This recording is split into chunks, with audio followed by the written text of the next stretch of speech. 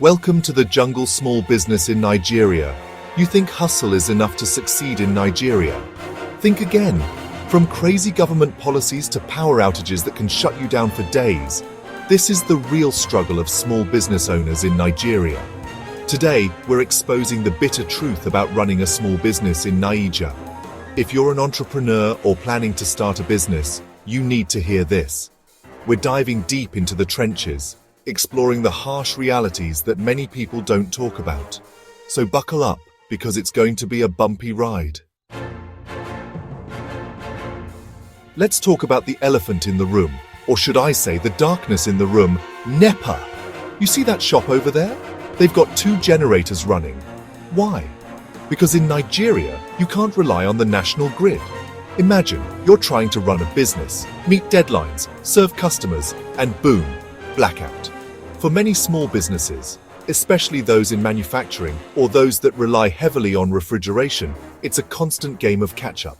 Every time the power goes out, it's money down the drain. You're forced to invest in generators, fuel, inverters, and all sorts of backup systems just to keep the lights on. Think about the local bakery down the street. They need to bake bread, right? But with erratic power supply, they are forced to buy generators, spend money on diesel, and increase the price of bread. It's a vicious cycle, and who suffers the most? The everyday Nigerian. It's not just the cost of these alternatives, it's the disruption to operations. Imagine having to halt production because the power went out. Or worse, imagine losing valuable inventory because your refrigerator went off. It's a nightmare. And let's not forget about the environmental impact. All these generators spewing out fumes, not exactly good for the air we breathe. We need sustainable solutions, and we need them now. You know what they say, in Nigeria, the only things certain are death and taxes. But in this case, it feels like we're being taxed to death. I'm talking about the ridiculous amount of levies and taxes imposed on small businesses in Nigeria. You start a small business with hopes and dreams, ready to hustle and make your mark. You register your business with the Corporate Affairs Commission, or CAC, good. Then comes the local government, asking for their own registration fees. You pay, hoping that's all. But wait, there's more. You need a signboard, right? Pay signage tax. You want to put your business address on your complimentary cards. Pay for that too. It's like they're taxing us for breathing. And it's not just the number of taxes, it's the lack of transparency. Sometimes, you don't even know what you're paying for. You just have these agberos showing up at your shop, demanding money for some obscure levy. This multiple taxation system is crippling small businesses. How are we supposed to survive, let alone thrive under these conditions? The government needs to streamline the tax system, make it more transparent, and create an enabling environment for small businesses to grow.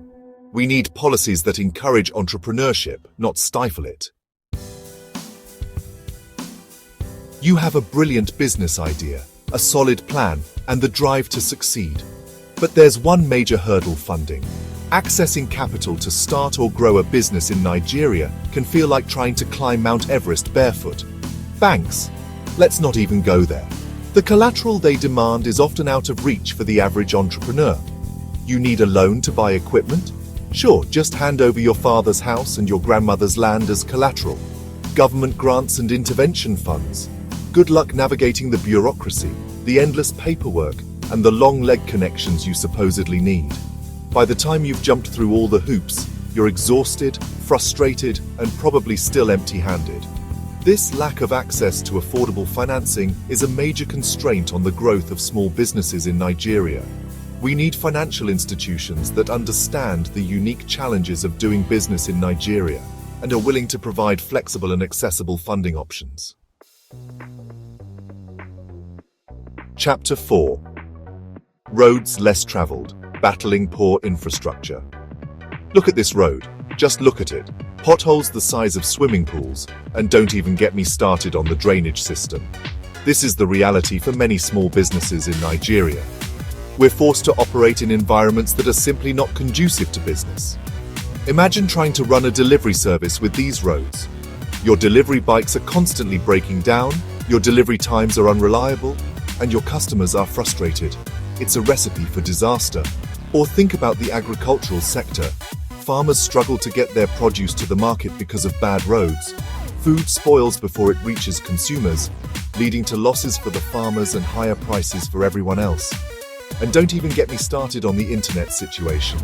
In this digital age, reliable internet access is non-negotiable. Yet businesses in Nigeria are forced to contend with slow internet speeds, frequent downtimes, and exorbitant data costs. We need the government to prioritize infrastructure development, good roads, reliable power, and affordable internet access to create an enabling environment for businesses to thrive. Chapter 5. Price Roulette. The inflation roller coaster. Remember that time you went to the market with 5,000 naira and came back with a bag full of groceries? Me neither. Inflation in Nigeria is like that friend who always shows up uninvited and eats all your food. 1 minute a bag of rice is 20,000 naira, the next minute it's 25,000. And don't even get me started on the exchange rate. It's like playing roulette with your profit margins. This constant fluctuation makes it impossible for businesses to plan, to price their goods and services effectively, or to make long-term investments. Imagine importing raw materials at one exchange rate, only to have the naira plummet against the dollar by the time your goods arrive. For consumers, it means constantly adjusting to new prices, cutting back on spending, and generally feeling the pinch. We need economic policies that prioritize stability, control inflation, and create an environment where businesses can thrive. Chapter 6. Living in Fear, the Security Tax. You wake up every morning, head to your shop, and the first thing you do is pray for safety. This is the reality for many small business owners in Nigeria. We live with the constant fear of insecurity, of armed robbery, theft, and vandalism. In some areas, businesses are forced to close early because it's simply too dangerous to operate at night. Imagine losing half your business hours just because you're afraid of being attacked. This insecurity takes a toll not just on our businesses, but also on our mental and emotional well-being. We need the government to step up and provide adequate security for its citizens. Chapter 7. Alone in the Trenches. The lack of government support. You know, it often feels like we're on our own out here. The government, meant to support small businesses, sometimes feels like a distant entity, making decisions without understanding the realities on the ground. Policies change overnight. One day you're importing a particular raw material duty-free. The next, there's a new import ban or a ridiculous tariff that throws your entire business plan out the window. It's like they're playing a game of chess with our livelihoods. We need a government that sees small businesses as partners in progress, not as cash cows to be exploited. We need policies that are designed to support our growth, not stifle it. We are the backbone of this economy, the engine of growth, the source of employment for millions of Nigerians. Outro, the hustle continues. These are just some of the everyday battles small business owners fight in Nigeria. But guess what? Despite all this, Niger entrepreneurs are still standing strong because we are built different. We hustle hard, we adapt, we innovate, and we find ways to overcome these challenges. We have the resilience, the creativity, and the entrepreneurial spirit to succeed, even in the face of adversity. If you found this video helpful, please like, subscribe, and share. Drop a comment below about your biggest business challenge in Nigeria. Let's support each other, because together we rise.